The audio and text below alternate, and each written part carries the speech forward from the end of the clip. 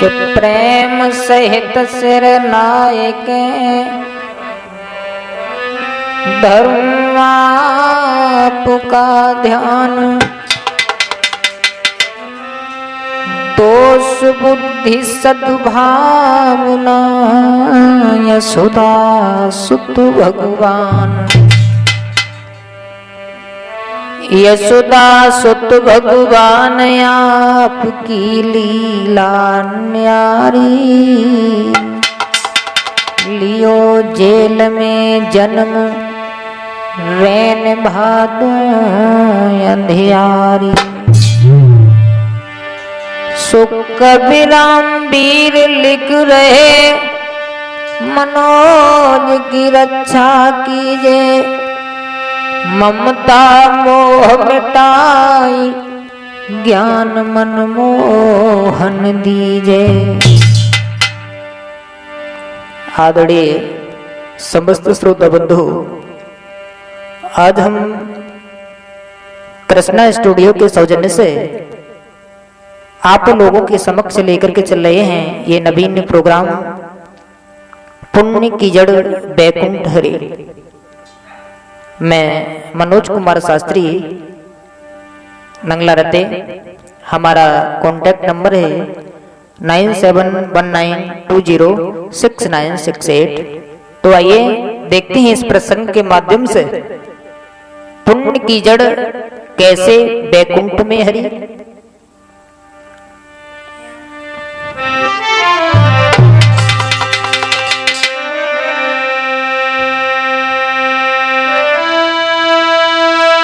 के मद्र देश में रह रहो धर्मशील भूपाल कबीराम वीर लिख के कहे उसका पूरा हाल। मद्र देश में एक धर्मशील नाम का राजा रहता था। बहुत धर्मात्मा राजा था, सत्कर्म करने वाला, धर्म कर्म करने वाला। केवड़े धर्म मूर्ति तपसी राजा और महलों में सुंदर रानी थी।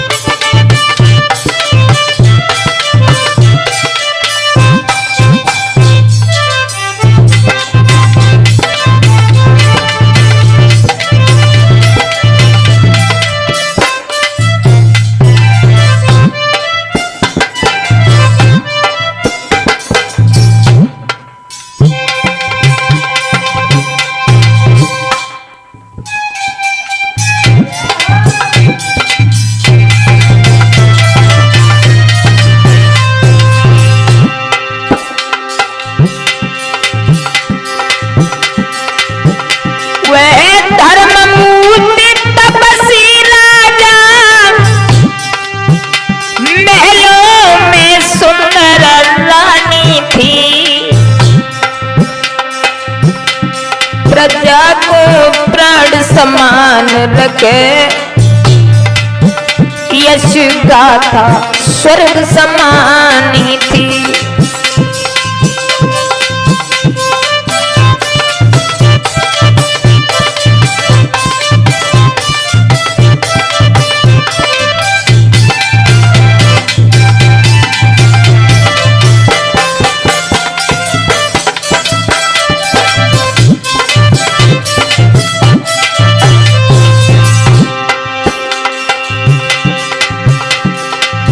बहुत धर्म करता था वो राजा और हमेशा उसके राज्य में सत्संग चलते रहते थे, यज्ञ चलते रहते थे। चलते रहते सत्संग यज्ञ आचार्य मंत्र सुनाते थे। सब सुख से नर नारी रहते वे पैर भाव बिसराते थे।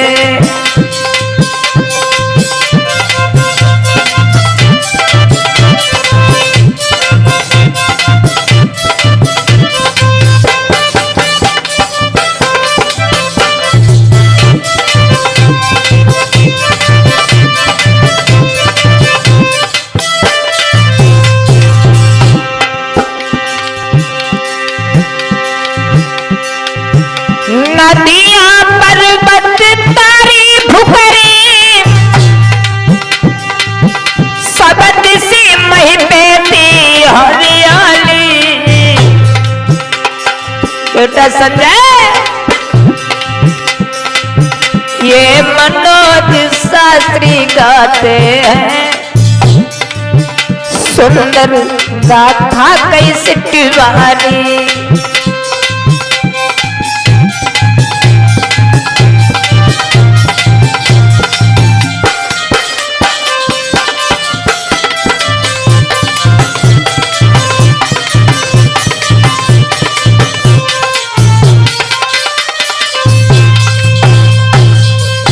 बहुत धर्मात्मा राजा था। अगर कोई याचक उसके दरवाजे पर आ जाता था तो विमुख लौट करके नहीं जाता था। हमेशा सत्संग चलते रहते थे, यज्ञ चलते रहते थे, धर्म कर्म में लीन रहता था वो राजा। प्रजा के लोग बहुत खुश थे, यश गान करते थे, गुणगान करते थे उस राजा का।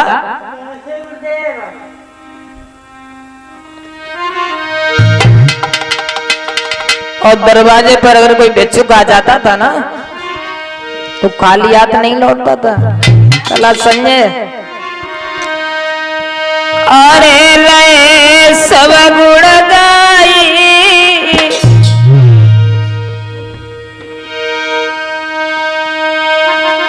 अरे लय सब गुण गाई के भिक्षुक सदा द्वार पे आई रे।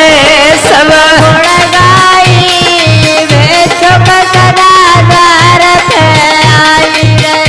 सब गुण गाई भिक्षुक सदा द्वार पे आई।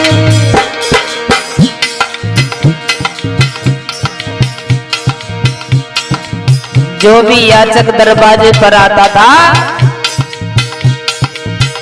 राजा का गुणगान करता था, यश कीर्ति गाता था। याचक दान पाए मन मानो, याचक दान पाए मन मानो, नाए खुशी को थोर ठिकाना, नाए खुशी को थोर ठिकाना।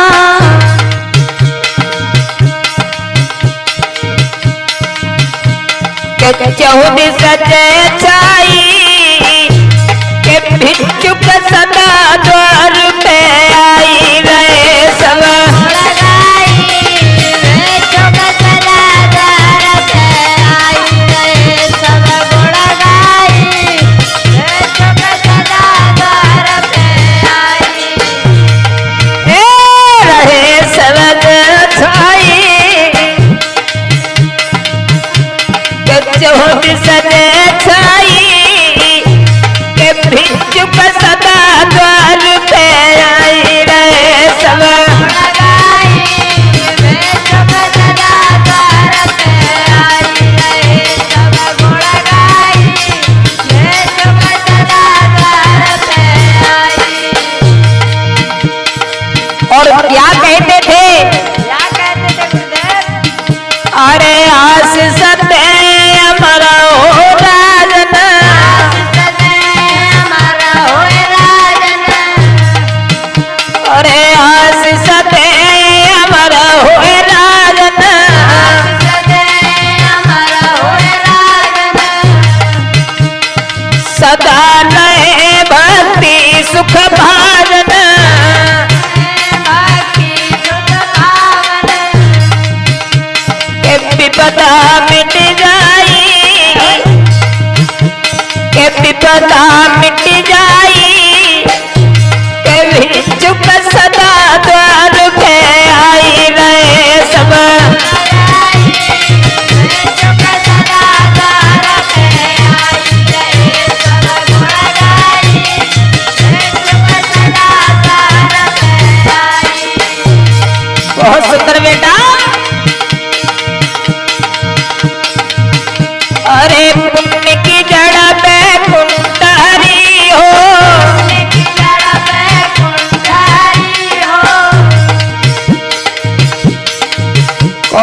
कहता था, अरे जो भी याचक दान लेकर के जाता था वो यही कहता था कि पुण्य की जड़ बैकुंठ हो। अरे पुण्य की जड़ बैकुंठ हो,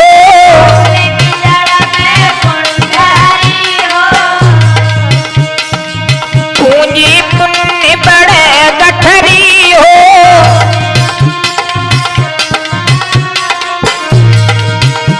के हर क्षण सुख पाई, के भिक्षुक सदा द्वार पे आई रहे सब।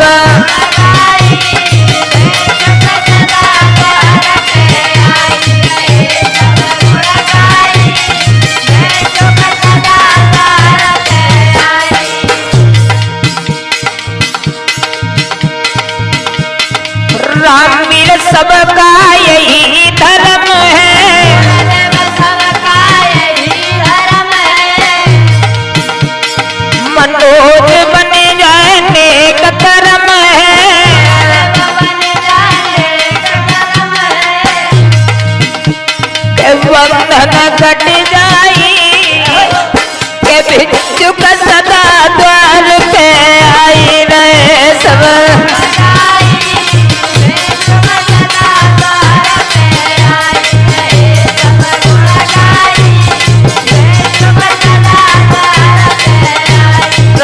सब गुण गाई, के भिक्षुक सदा द्वार पे आई रहे सब।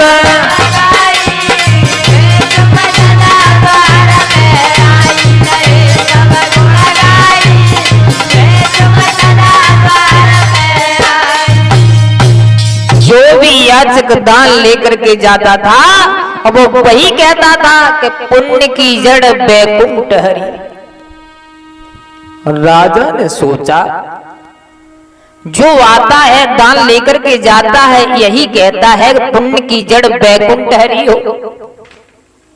भला ये पुण्य नाम का वृक्ष है तो है कहां, और इसकी जड़ बैकुंठ में कैसे? हमने ये वृक्ष नहीं देखा, और वृक्ष है तो उसमें पानी कौन लगाता है? सारी रात राजा को नींद नहीं आई। सवेरो बोलना संजू, और राजा दरबार में पहुंचो, और जब दरबार में पहुंचो है सभा में जितने लोग बैठे थे सबसे कह दिया,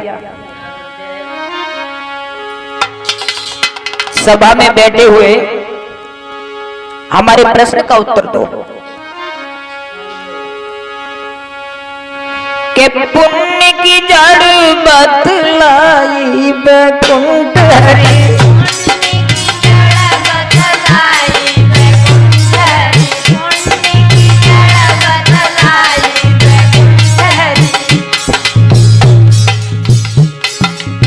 राजा बोला, सभा में बड़े बड़े विद्वान बैठे हुए हैं, सब लोग हमारे प्रश्न का उत्तर दो। सुन रहे हो ना? कोई भी याचक यहाँ से दान लेकर के वापस जाता है तो वो यही कहता है कि पुण्य की जड़ बैकुंठ हरी हो। भला ये पुण्य नाम का वृक्ष है तो है कहां? हमने ये वृक्ष नहीं देखा, और वृक्ष अगर है तो इसकी जड़ बैकुंठ में, इसमें पानी कौन लगाता है? पुण्य की जड़ बतलाई बैकुंठ हरी, पुण्य की जड़ बतलाई।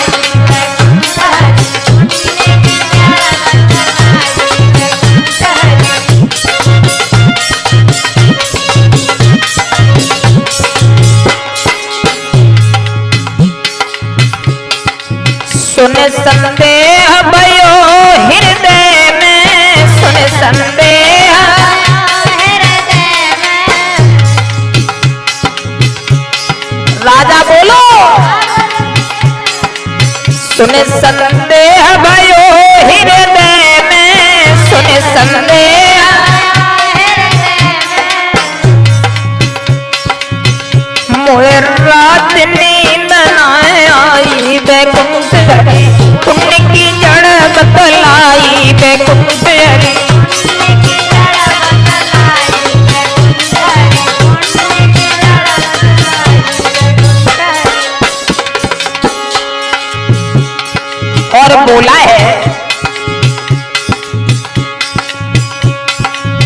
बिना वृक्ष जड़ कहाँ से आई, बिना वृक्ष जड़ कहाँ से आई, बिना वृक्ष जड़ कहाँ से आई, बिना वृक्ष जड़ कहाँ से आई।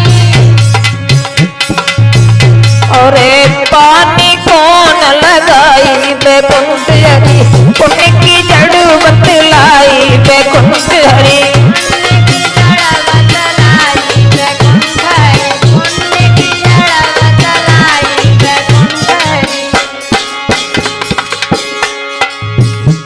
बड़े बड़े विद्वान बैठे, किसी ने कोई जवाब नहीं दिया। वो जब किसी ने जवाब नहीं दिया तो एक तरफ ब्राह्मण बैठे थे, संत भी बैठे थे। राजा ने इशारा दिया, तुम लोग बताओ। ब्राह्मण संत भेद तुम खोलो, ब्राह्मण संत भेद तुम खोलो, ब्राह्मण संत भेद तुम खोलो, ब्राह्मण संत भेद तुम खोलो। अरे बैठे क्यों कुम्हियाई बैकुंठ हरी, पुण्य की जड़ बतलाई बैकुंठ हरी। पुण्य की जड़ बतलाई बैकुंठ हरी, पुण्य की जड़ बतलाई बैकुंठ हरी। संत महात्मा बेवना बोले, अब मंत्री को बुलाओ। और राजा ने आदेश दो, तुम मंत्री हो, और मंत्री को मतलब होता है यानी सलाहकार। जिस प्रश्न का उत्तर कहीं नहीं मिले उसे मंत्री ढूंढ करके देगा ना। तो राजा मंत्री से बोलो, रामीर तुम मंत्री से पूछो, रामीर तुम मंत्री से पूछो, संयु तुम मंत्री से पूछो, संयु तुम मंत्री से पूछो। और फांसी दे लगवाई बैकुंठ हरी, पुण्य की जड़ बतलाई बैकुंठ हरी। पुण्य की जड़ बतलाई बैकुंठ हरी, पुण्य की जड़ बतलाई बैकुंठ हरी। फांसी दे लगवाई बैकुंठ हरी, पुण्य की जड़ बतलाई बैकुंठ हरी। पुण्य की जड़ बतलाई बैकुंठ हरी, पुण्य की जड़ बतलाई बैकुंठ हरी। अब तो मंत्री ने जो सुना उदास हो गया। बड़े बड़े विद्वानों ने इसका उत्तर नहीं दे पाया। हम कहां से इसका उत्तर देंगे, कहां से इसका जवाब देंगे। आज मंत्री उदास होकर के चला है अपने घर के लिए। शाम का समय मंत्री की एक बेटी थी, वो भोजन लेकर के आई, बोली है पिताजी भोजन कर लीजिए। लेकिन आंखों से अश्रुधारा बहने लगी, रोने लगा मंत्री। बेटी पूछने लगी, पिताजी क्या बात है, भोजन की थाली आपके सामने है और तुम रो रहे हो, पहले भोजन करो। मंत्री रोता हुआ बोला है, बेटी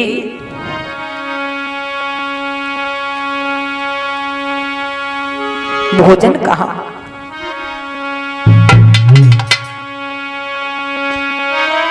के चिंतित मंत्री घर गयो और भोजन खायो नाए, रब कोई उत्तर नहीं मिलो तो सवेदे मरवाए।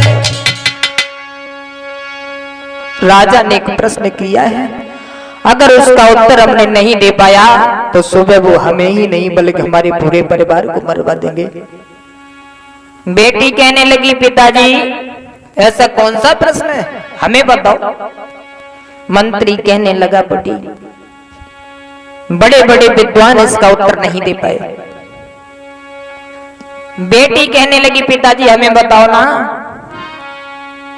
मंत्री ने सारी बात बताई। बिटिया, जो भी भिक्षुक महाराज के दरबार में आते हैं, याचक आते हैं, वो जब दान लेकर के वापस जाते हैं तो यही शब्द कहते हैं, पुण्य की जड़ बैकुंठ हरि हो। राजा ने प्रश्न किया है, पुण्य नाम का वृक्ष कहाँ है? और वृक्ष है तो उसमें पानी कौन लगाता है? हमें वृक्ष बताओ, कैसे हरी है पुण्य की जड़?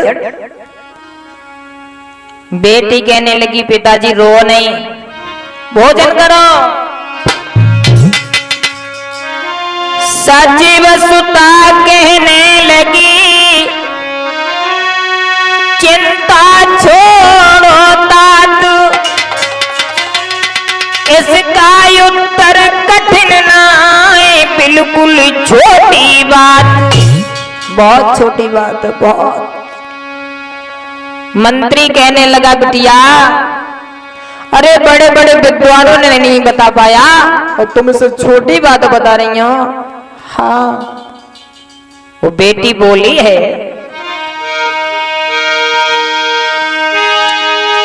अरे बिटिया बोली, सुनो बबुला हम साची बात बताऊं।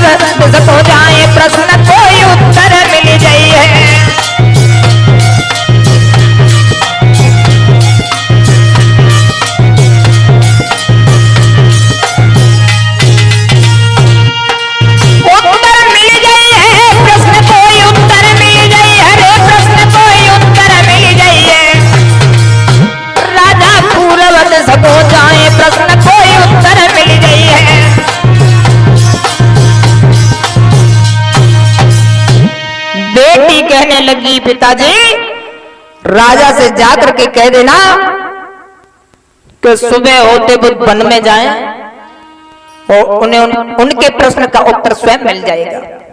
मंत्री कहने लगा बेटी, तुम ये कह रही हो स्वयं मिल जाएगा?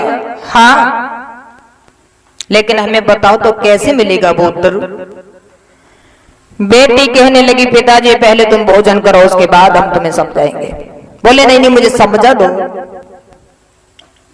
आज उसी समय वो बिटिया बोली है,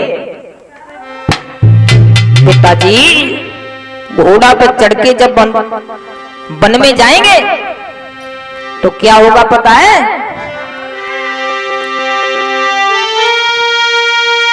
कि घोड़ा पे चढ़े पूरब दिश में और या खेत करन को नप जावे, जंगल में सुंदर आश्रम है तपस्वी के धिंगन पर रुक जावे।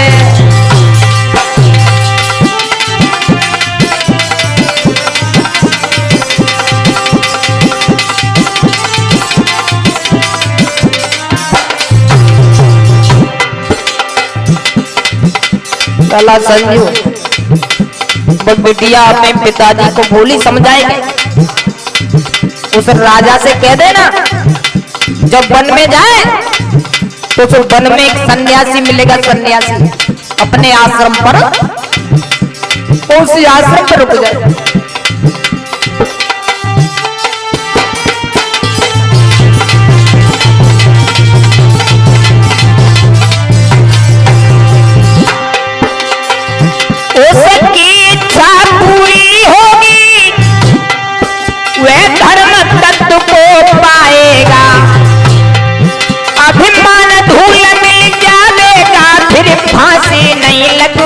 मरेगा।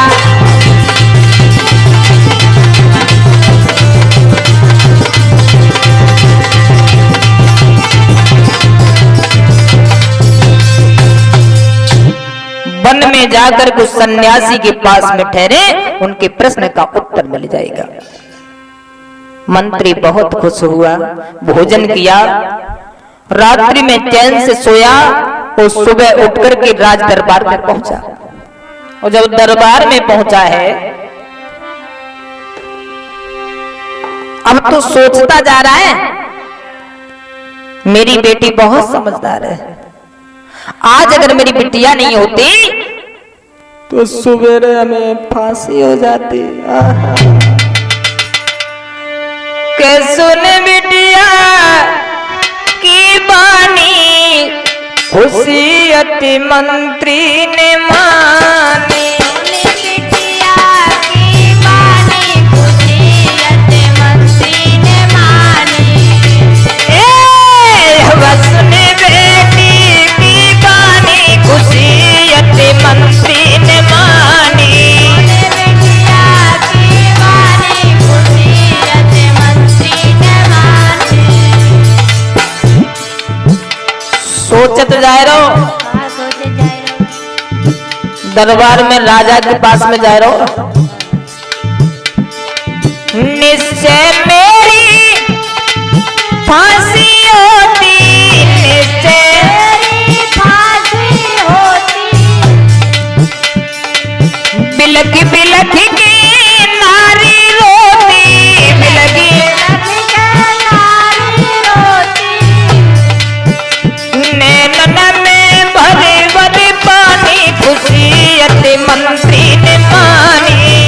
बिटिया की बानी, खुशियत मंत्री ने मानी। बिटिया की बानी, खुशियत मंत्री ने मानी। अरे सुन बेटी की बानी, खुशियत मंत्री ने मानी। बिटिया की बानी, खुशियत मंत्री ने मानी।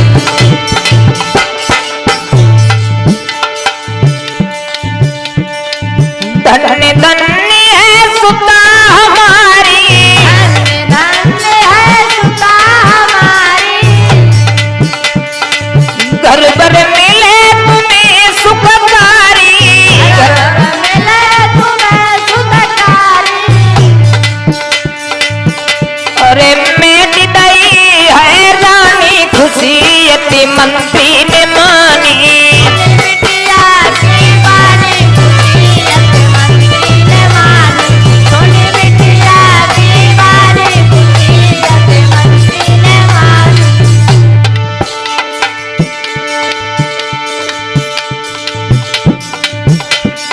मनोज सुत से अच्छी बेटी, देव सुत से अच्छी बेटी।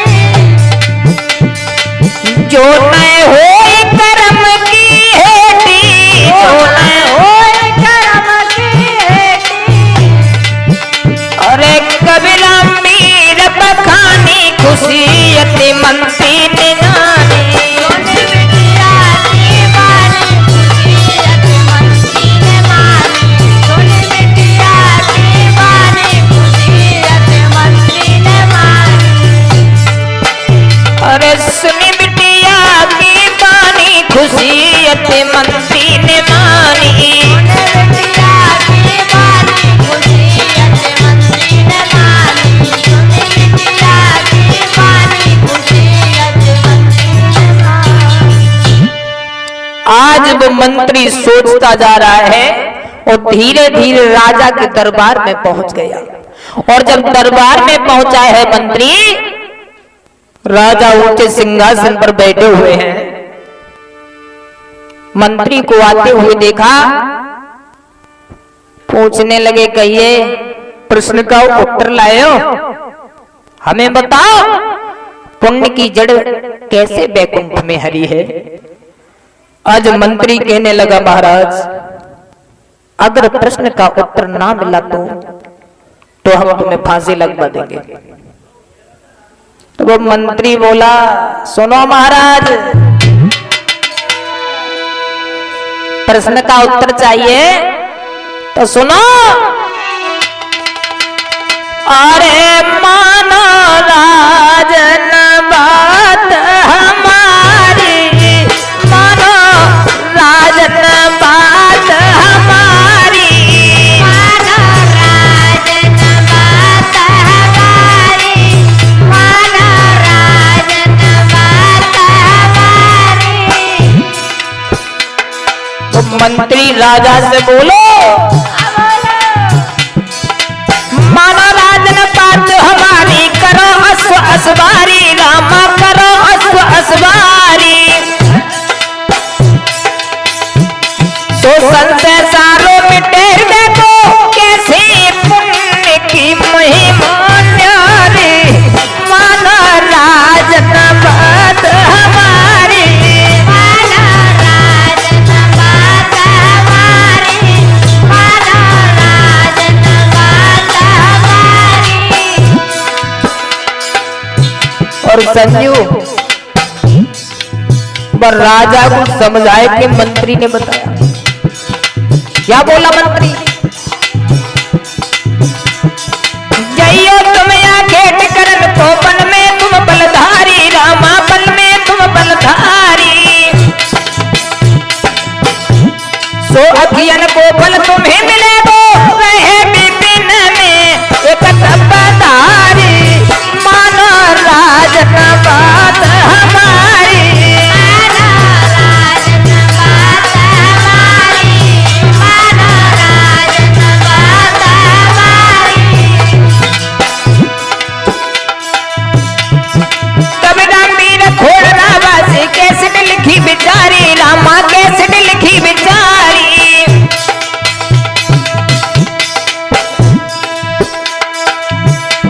सो कुटुंब बेकर सी संजू है, मनोज कुमार को भरी है बारी, मानो राजन बात हमारी, मानो राजन बात हमारी, मानो राजन बात हमारी। मानो राजन बात हमारी, मानो राजन।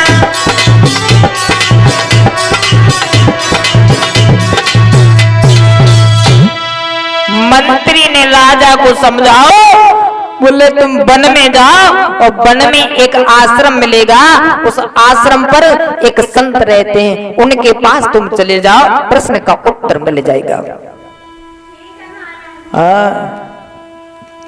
अब राजा उन्हें तसल्ली कहा है, घोड़ा सजवाओ, और घोड़ा सजवेबे के बाद में घोड़ा पे सवार भए और वन के बीच में पहुंचे। और जब वन के बीच में पहुंचे ही वे राजा, तो वहां एक आश्रम देखो, आश्रम बहुत सुंदर आश्रम है। पशु पक्षी किलोले कर रहे हैं।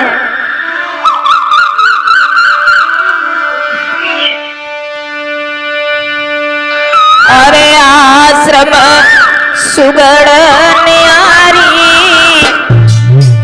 भूप दिल खुशवारी। ए आश्रम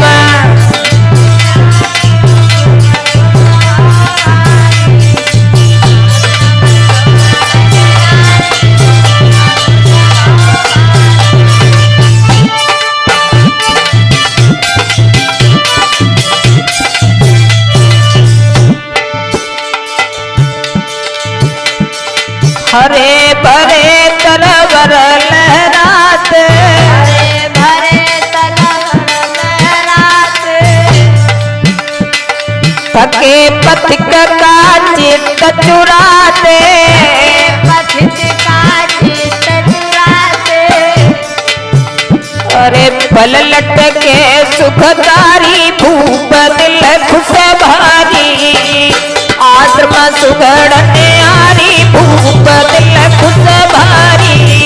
आश्रम सुगड़ न्यारी, भूप खुश भारी।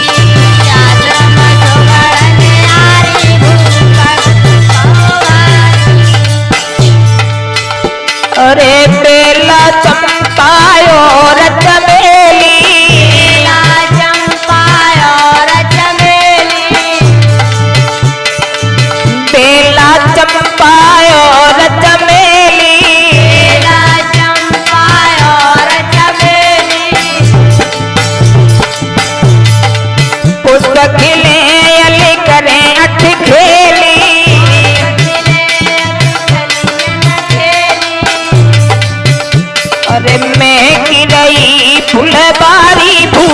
दिल खुश भारी आश्रम सुगड़ न्यारी भूप दिल खुश भारी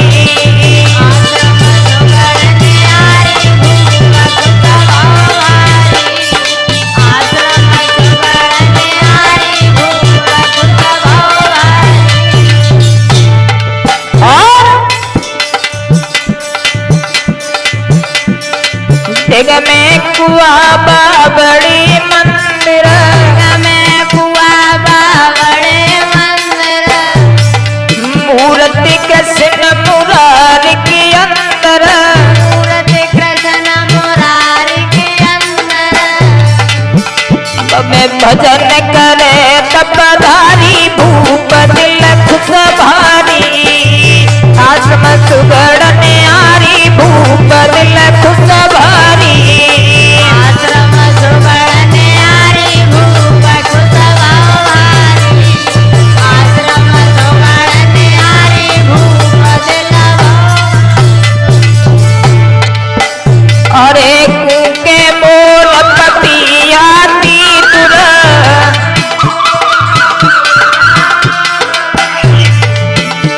के मोर कपियाती तुर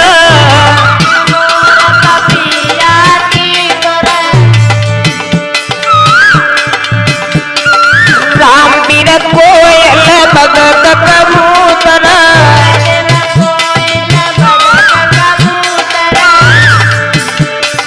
मनोज गज चिंगारी भूप दिल खुश भारी आश्रम सुगड़ न्यारी भूप दिल खुश भारी आश्रम सुगड़ न्यारी भूप दिल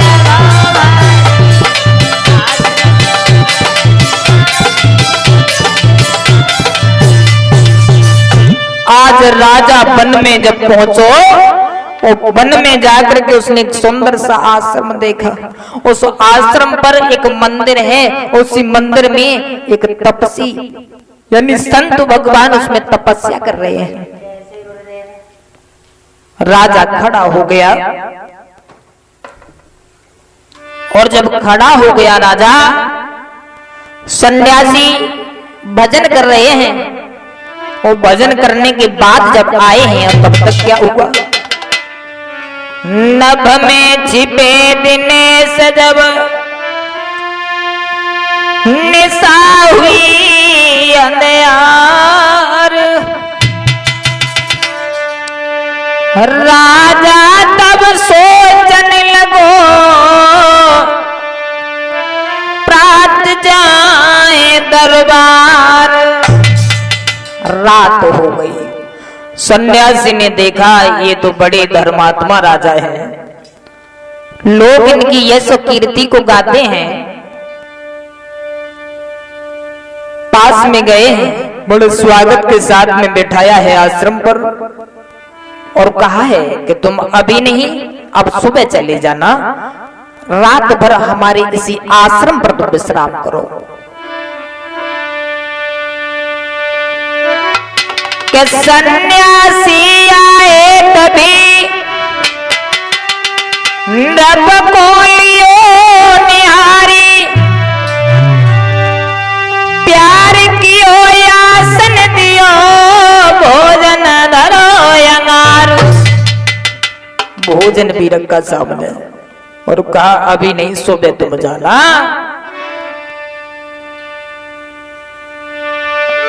अब राजा को भोजन कराने के बाद में उस सन्यासी ने एक बात पूछी वो राजा से कि राजन सुंदर सूरत प्यारी। लला संजो राजा से बोले कि राजन सुंदर सूरत प्यारी, हमसे कुशल कहो अपनी।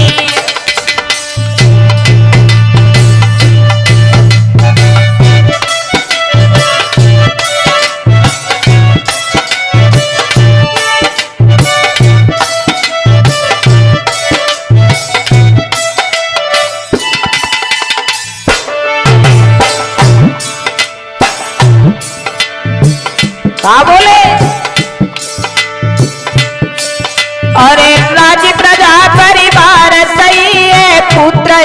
तेरी रानी।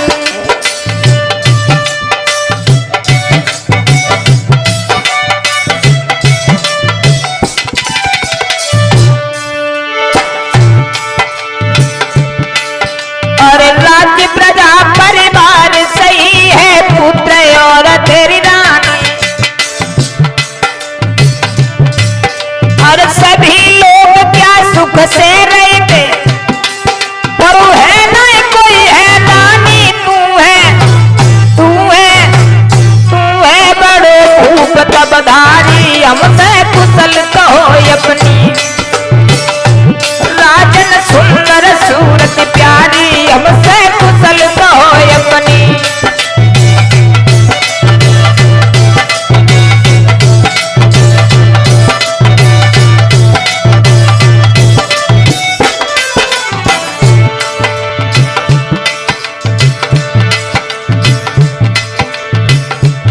और बोला है वो सन्यासी,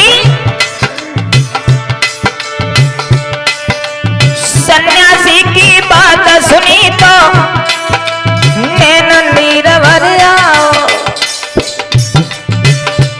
राजा की आंखों पे आंसू आए गए। संजू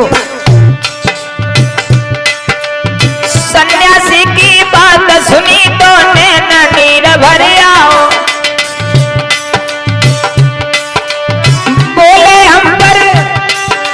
हाथ जोड़ के कुशल बताई, चरण शीश झुकायो। बोले हम पर कृपा तुम्हारी। हमसे कुशल कहो अपनी, राजन सुंदर सूरत प्यारी। हमसे कुशल कहो अपनी।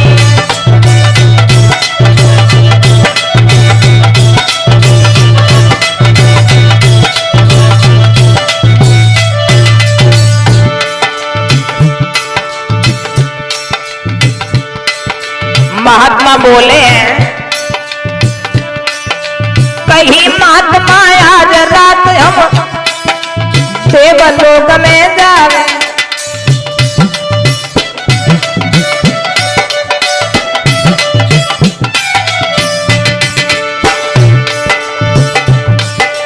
कहीं महात्मा आज रात हम देवलोक में जावे। तुम हो साथ हमारे चलियो, विष्णु विमान पठावी। चल के ले बैकुंठ निहारी। हमसे कुशल कहो अपनी, राजन सुंदर सूरत प्यारी। हमसे कुशल कहो अपनी।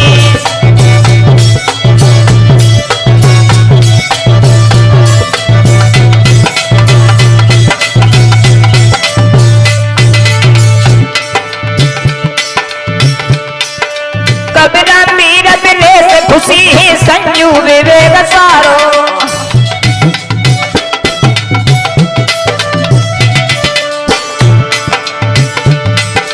कबीरा मीर दिनेश खुशी ही संजू विवेक सारो। कच घोरा ले नैन रसीले मनोज प्राणन प्यारो। जिनकी अब उम्र है बारी। हमसे कुशल कहो अपनी, राजन सुंदर सूरत प्यारी। हमसे कुशल कहो अपनी।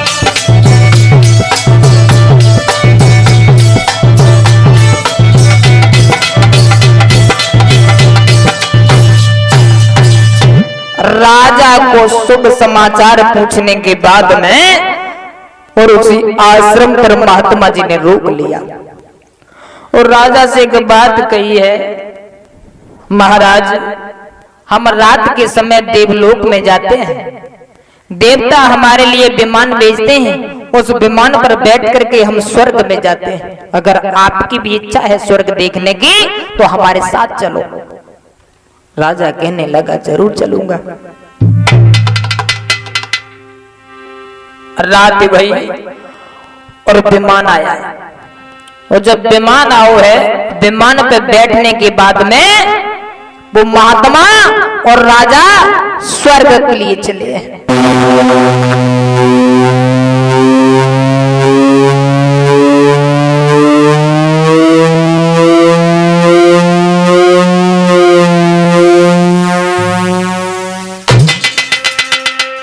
पहुंच गए स्वर्ग में। चढ़े विमान दोनों गए देवलोक दरम्यान। अजब दृश्य को लखो को कभी करे बखान। सन्यासी तो अंदर देवताओं ने बुला लिए और महाराज जो धर्मशील नामक के राजा थे वो स्वर्ग को घूम करके देखने लगे कि सन्यासी अंदर चले गए, राजन लग खुशी मनाई है।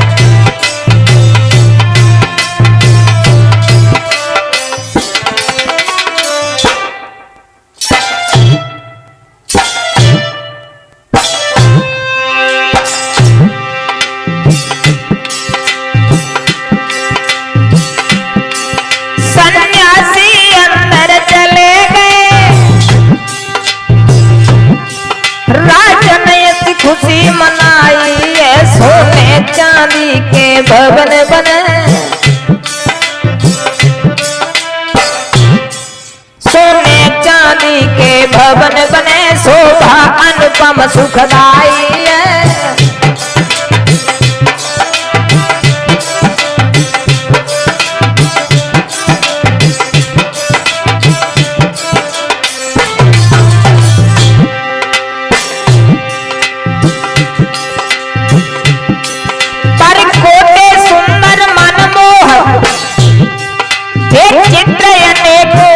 हुए दीवारों पर हीरा मोती, दीवारों पर हीरा मोती, पन्ना लाखों के जड़े हुए।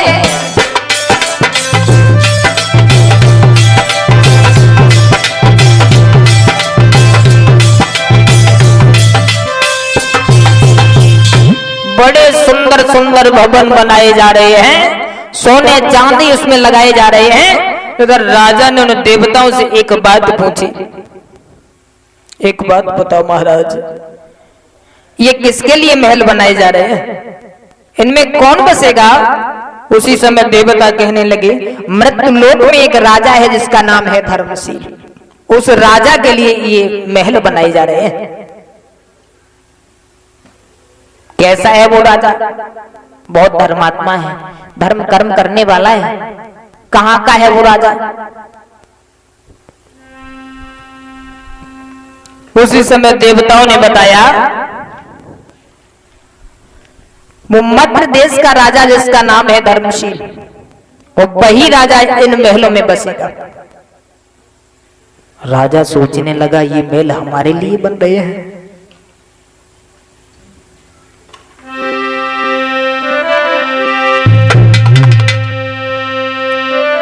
के मृत्यु लोक में भूप का रूप तेज गुण धाम, सत्वादी धर्मात्मा बही करे विश्राम। और यहाँ पर बही लोग आते हैं, बोले कैसे लोग आते हैं? तो समझाए कि बोले सुनो,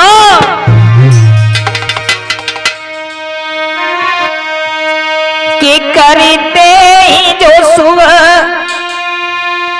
काम और बेही स्वर्ग सुख पाते, सुबह काम बेही स्वर्ग सुख पाते, करते सुबह काम बेही स्वर्ग सुख पाते,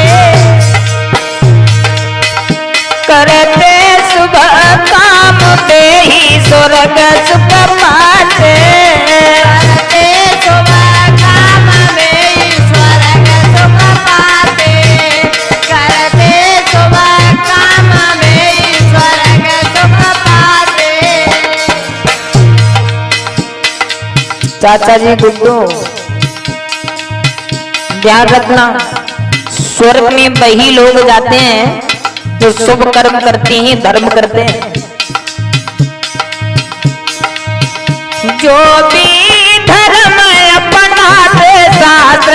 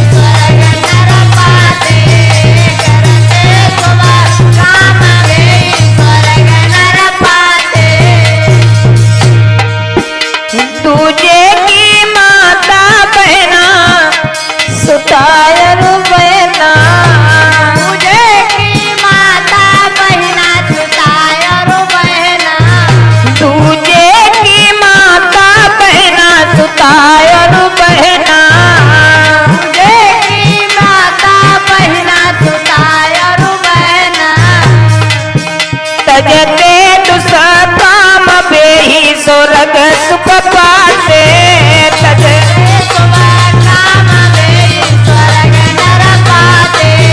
करते शुभ काम बेही स्वर्ग सुख पाते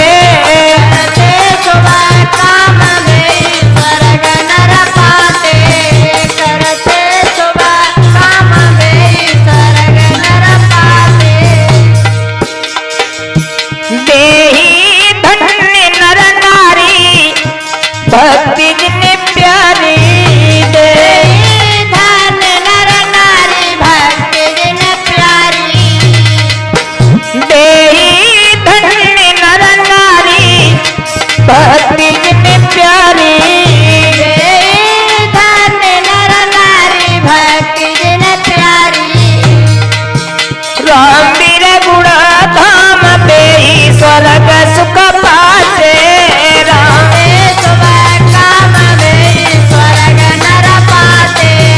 करते शुभ काम पे ही स्वर्ग सुख पाते करते शुभ काम पे ही स्वर्ग सुख पाते। देवताओं ने ये बताया तो स्वर्ग में वही लोग आते हैं जो शुभ कर्म करते हैं, धर्म करते हैं, वही स्वर्ग के अधिकारी होते हैं। राजा ने अपने आंखों से सब कुछ देखा। राजा समझ गए हैं, लोग कह देते हैं कि पुण्य की जड़ बैकुंठ हरि हो। यही बात है, पुण्य में मृत्यु लोक में करता हूं, उसका फल हमें स्वर्ग लोक में मिल रहा है। उसका मतलब यही है। और तब तक सन्यासी आ गए। उस सन्यासी विमान पर बैठे और राजा को बुलाया, लौट करके मृत्यु लोक पर आ गए। अब तो लौट के जब आए हैं लला संजू, अब तो राजा और शुभ कर्म करने लगा, धर्म करने लगा, दान करने लगा, यज्ञ करने लगा। बड़े खुशी है। लेकिन वन से आयो लौट के मन में अधिक विचार, दोस्त मित्र संगति मिली, भूप कियो बेकार। राजा के उसी राज्य में एक विप्र रहता था, ब्राह्मण रहता था, और ब्राह्मण बहुत नीच स्वभाव का था, दुराचारी था। उस दुराचारी की संगति से राजा पर भी असर पड़ा। वो ब्राह्मण बोला, महाराज मेरी एक बात मानो। बोले बात क्या? ध्यान रखना, नीच कभी अपनी नीचता से बाज नहीं आता है। नीच संग नाय दे विधाता, और जा से भलो नरक को पासा।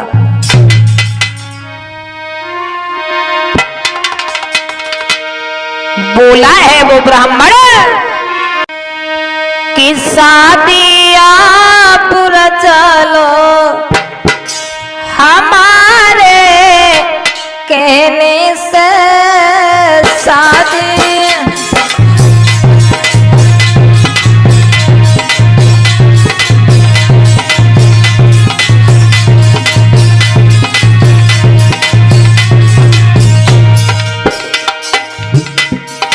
वो नीच ब्राह्मण समझाए कि बोलो महाराज आप शादी कर लीजिए, और ध्यान रखना नीच कभी अपनी नीचता से बाज नहीं आता। नीच को कितना समझइयो और नीच कबहु नाई चूके गो, अंधे पे भैंसिया कुतबइयो नौकी मूसों में कूटे गो।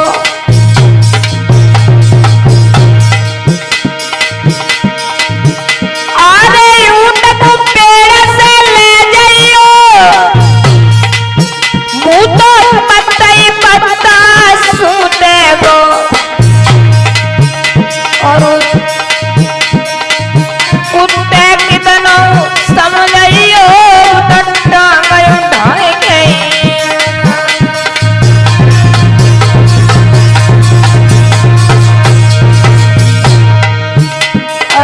शादी आप रचा लो हमारे कहने से शादी।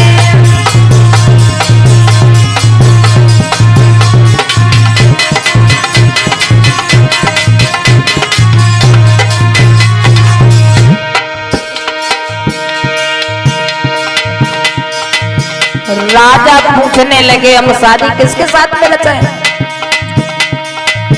तो वो नीच ब्राह्मण बोला, मंत्री की बेटी अति सुंदर,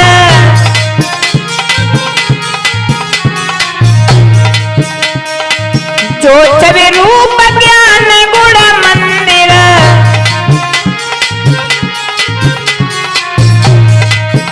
अरे पत्नी उसे बना लो हमारे कहने से शादी आप रचा लो हमारे कहने से।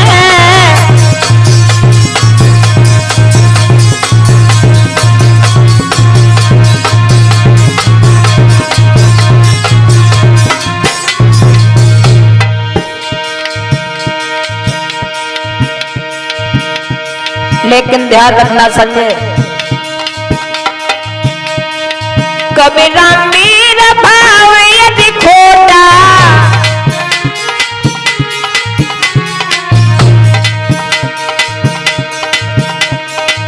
कभी रामीर भाव यदि खोटा,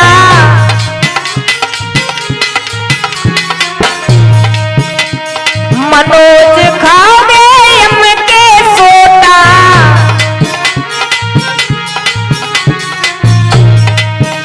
अरे आदती बुरी संभालो हमारे कहने से शादी आप रचा लो हमारे कहने से।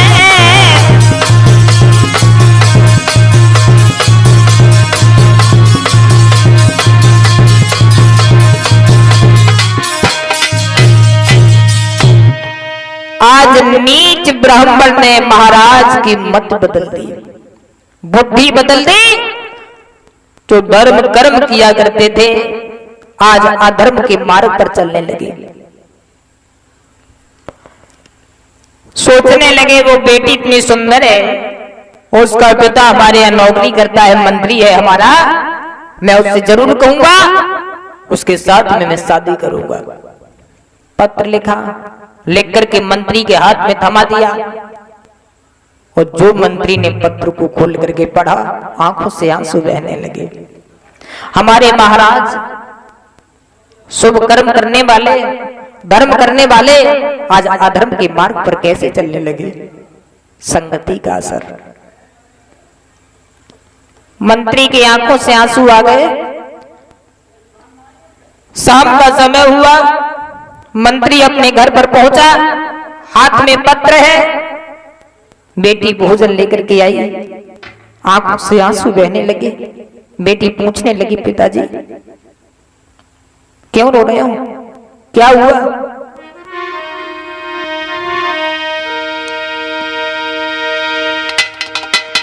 मंत्री ने वो पत्र खोला और बेटी के सामने रख दिया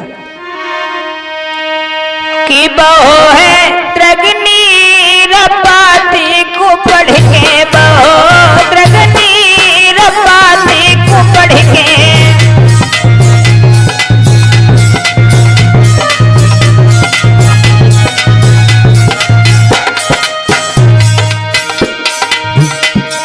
आंखों से आंसू बह रहे हैं।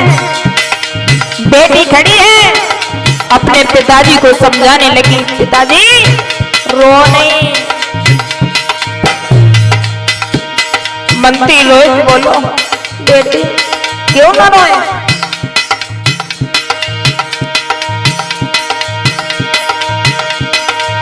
ईश्वर कैसी विपदा तारी,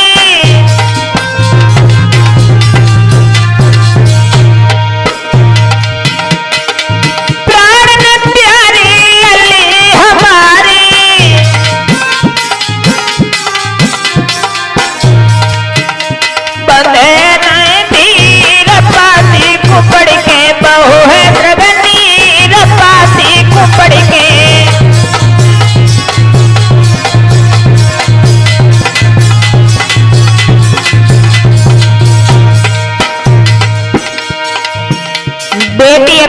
पिताजी को समझाने लगी, रो नहीं पिताजी। बेटी बोली त्यागो चिंता,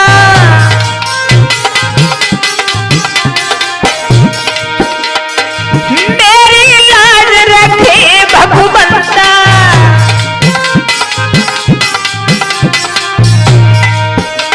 प्रभु यदुवीर पाती कुपड़ के बहे रजनीर पाती कुपड़ के।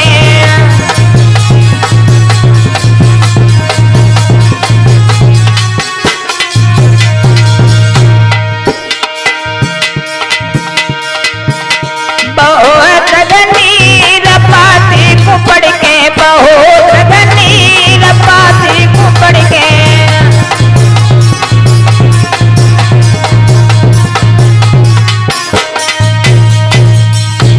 वो बेटी कहने लगी, पिताजी तुम चिंता मत करो,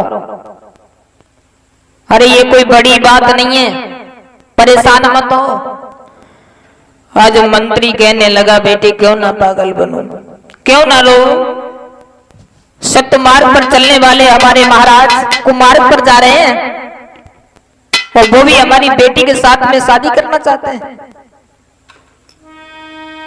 बेटी कहने लगी, पिताजी महाराज से आप नहीं मैं बात करूंगी, क्योंकि हमारे साथ में उनका विवाह होगा तो इसलिए मैं बात करूंगी।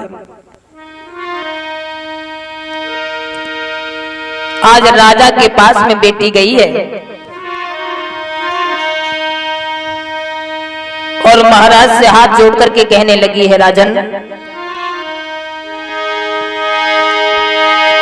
के राजा से कही तब बिटिया ने तुम मन की ओरी जाइयो।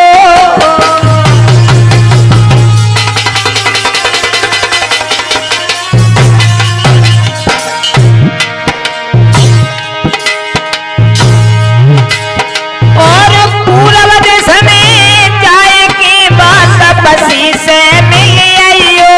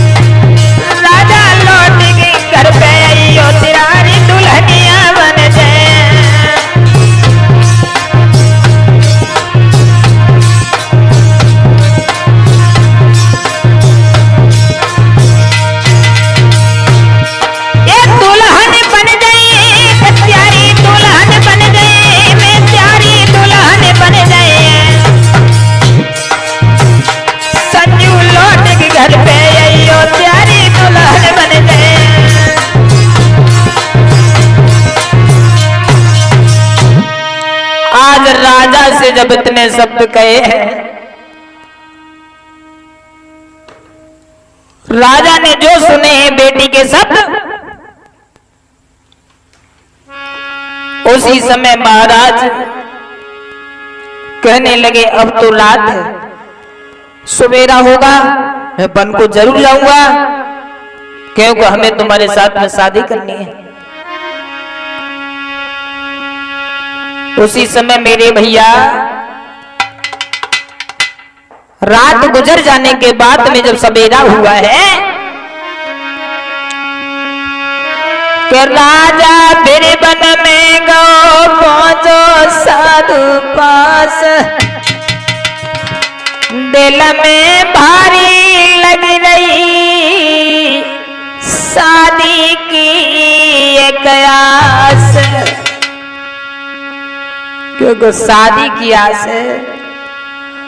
उसी वन में पहुंचा जहां पहले सन्यासी स्वर्ग में ले गए थे, वैकुंठ में ले गए थे, पहले तो सन्यासी ने बहुत सम्मान किया था, लेकिन अब की बार सन्यासी मुंह फेर करके खड़े हो गए। राजा कहने लगा, महाराज तुमने मुंह क्यों फेर लिया? सन्यासी कहने लगे, ओरे पापी राजा, अब तू बदल गया, तू वो नहीं है, तूने मेरे इस आश्रम को अपवित्र कर दिया है। उसी समय महाराज कहने लगे हैं, महात्मा जी ऐसा मैंने क्या किया है? बोले कुछ नहीं, तुम जा सकते हो यहां से। महाराज यानी राजा से महात्मा ने कोई बात नहीं की, लेकिन राजा उसी आश्रम पर ठहर गया। रात में विमान आया, सन्यासी विमान पर बैठ करके चले। संजू जैसे ही विमान ऊपर मोड़ो और तैसे ही राजा ने पीछे से पैर पकड़ लो और राजा स्वर्ग में पहुंचो। और जब स्वर्ग में पहुंचो तो उसने क्या देखा? जहां पहले सोने चांदी के महल बनाए जा रहे थे, वो महल टूटे पड़े हैं। और वहां पर क्या है?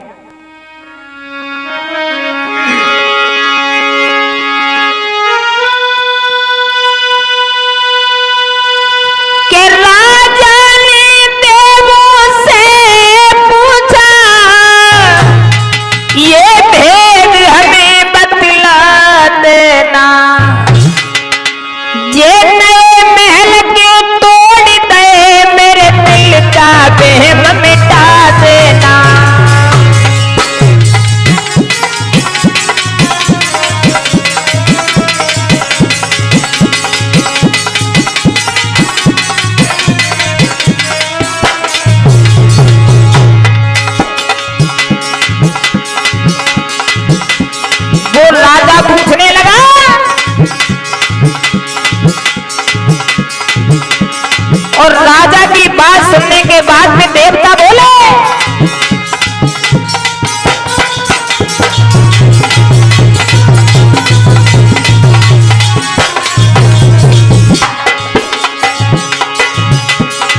सुने बात कही तब देवों ने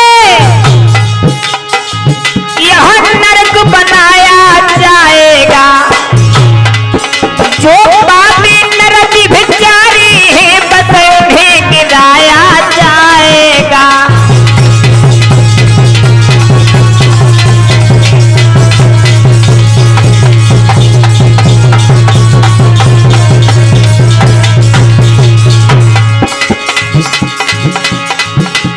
और बोले हैं, यह रक्त पीप से भरा हुआ कीड़े असंख्य उतराते हैं, अन्यायी दुष्ट पापियों को ये नोच नोच के खाते हैं।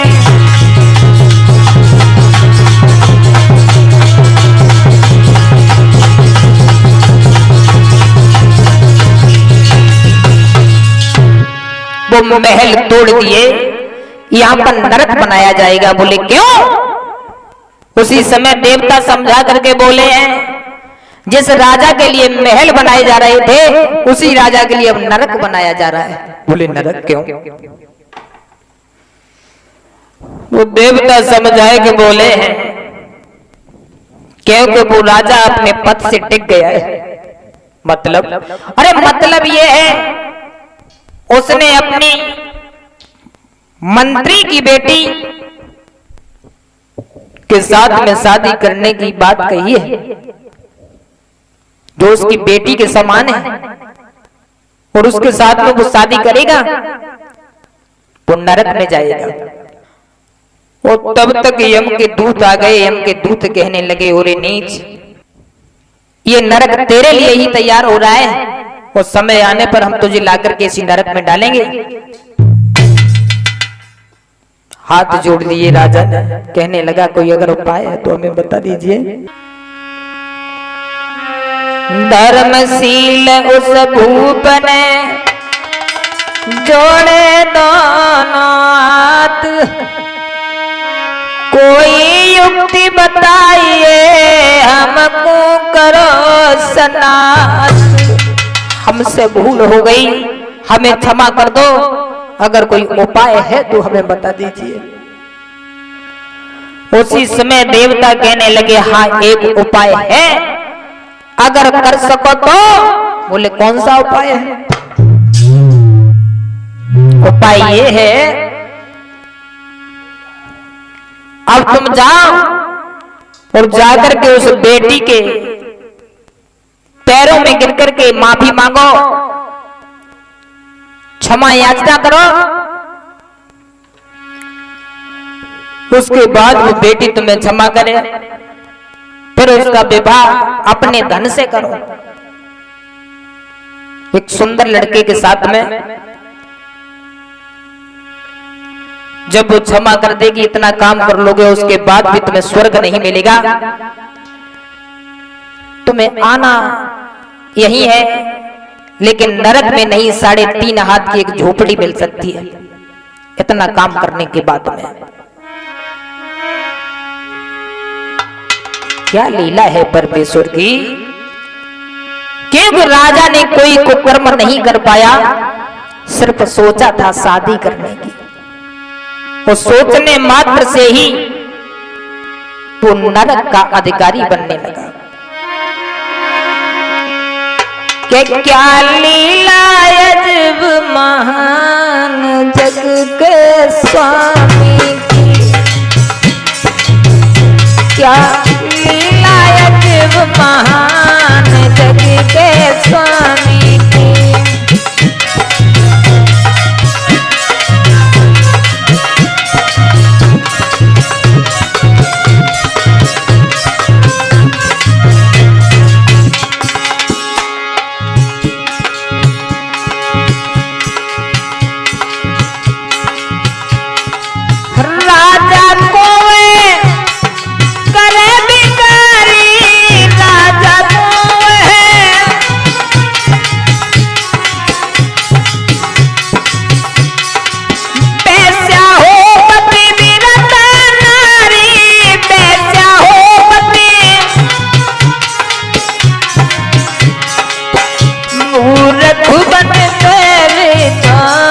जग के स्वामी की, क्या लीला अजब महान जग के स्वामी की।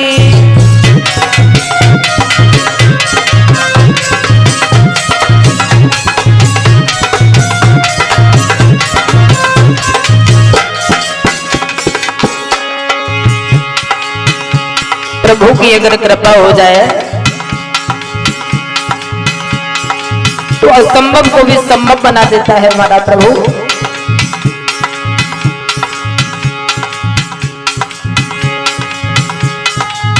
गूंगा वेद अर्थ समझावे, गूंगा वेद पंगुला भी पर्वत को जावे, पंगुला भी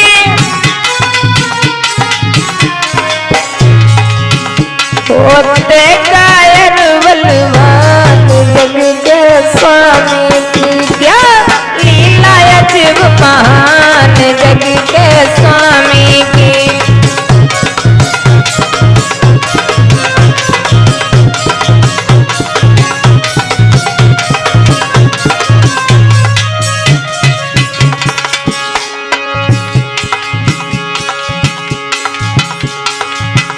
अरे पांच गोद में लाल खिलावे, पांच गोद में खरगोश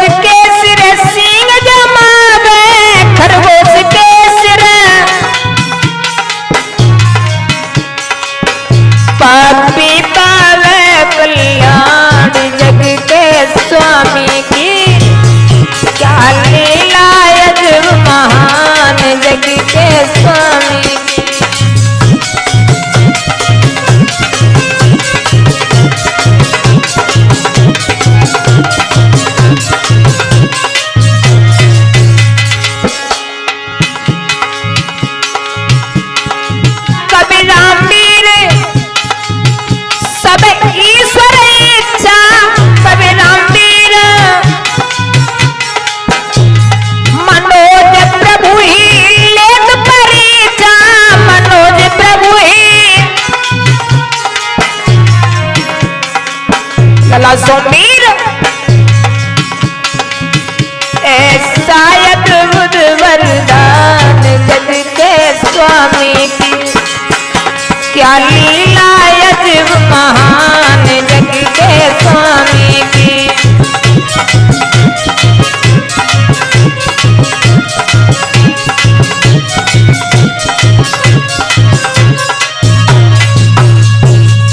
आज देवताओं ने बताया अगर नरक से बचना है तो उस कन्या के पास जाकर के क्षमा याचना करो और अपने धन से एक सुंदर वर देख करके उस कन्या की शादी करो, तब तुम्हें नरक के बदले में स्वर्ग बदले भी नहीं मिलेगा। क्या मिलेगा? 3.5 हाथ की झोपड़ी मिलेगी, अर्थात ये मानव शरीर। आज वो राजा उदास होकर के चला, मृत्यु लोक पर आया है, और जब मृत्यु लोक पर आए हैं राजा बेटी के पास में पहुंचे हैं।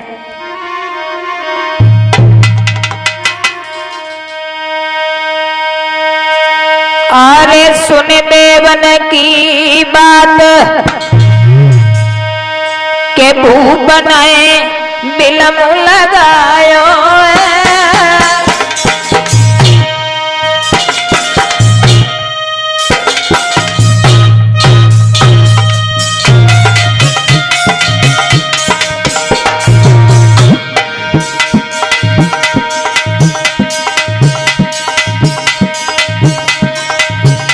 और कन्या के ढिंगाई शीश चरण में नायो।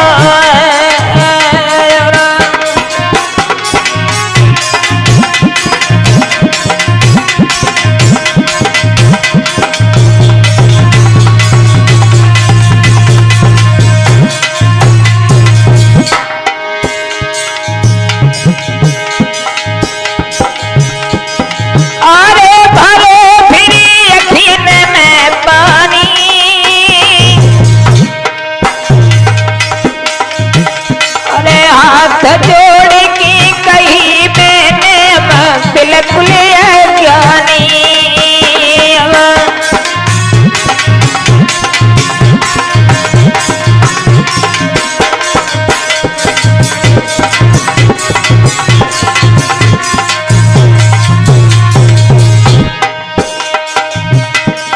अरे पाप हमने सोचो भारी,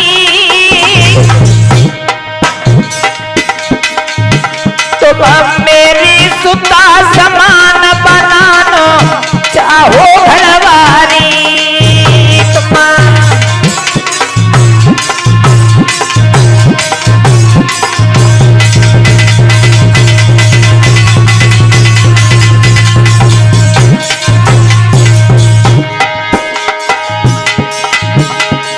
अरे क्षमा तुम हमको कर दियो,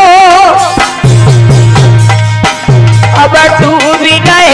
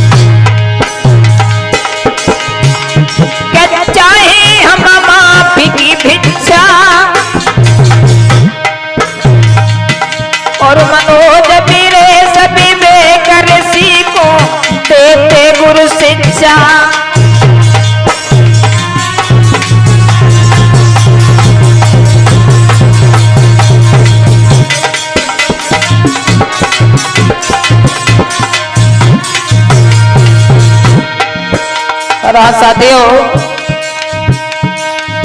ये जो प्रोग्राम सुन रहे हैं वो कृष्णा स्टूडियो के सौजन्य से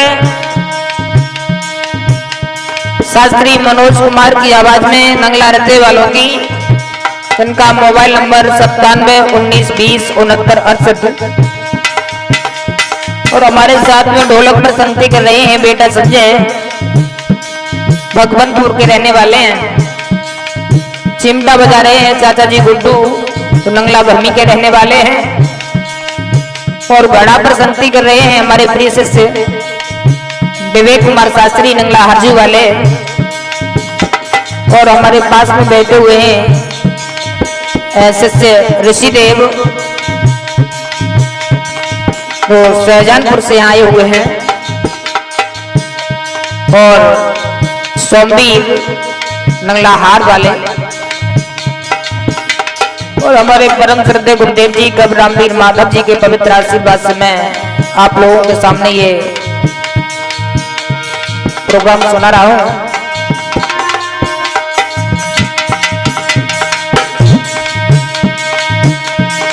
अरे कभी तुम भूल मती करना, पर नारी माता बहनों से तुम निषद नहीं डरना।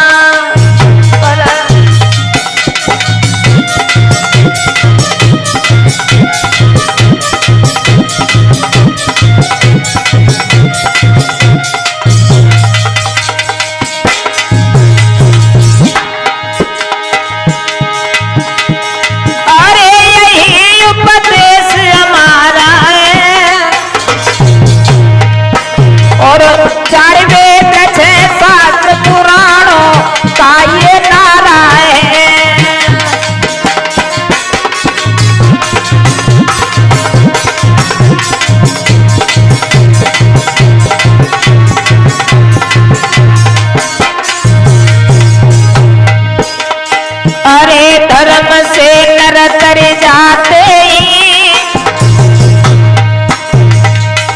और हो गंगानंद नित्यानंद कवि जय हिंद बताते हैं।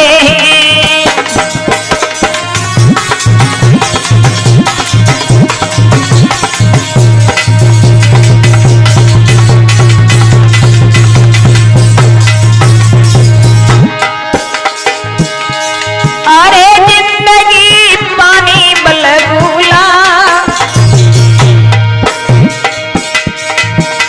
बेटा नवीन, और है जिंदगी पानी बलबूला। और सुंदर यौवन धन में भबल की पागल तू भूला।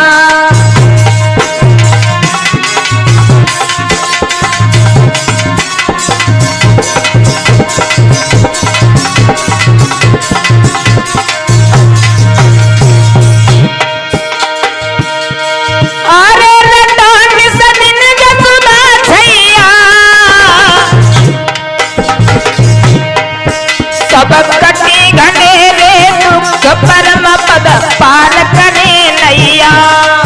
हे कटी घनेरे पद पार करे नैया।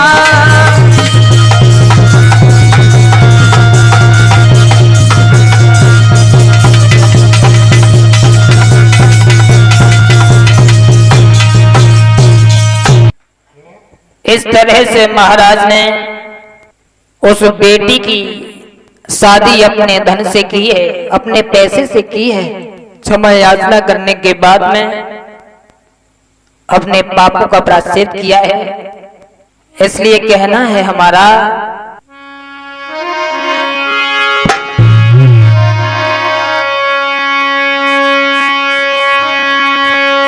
कि मान ले नाड़ी मेरो कहना। संजय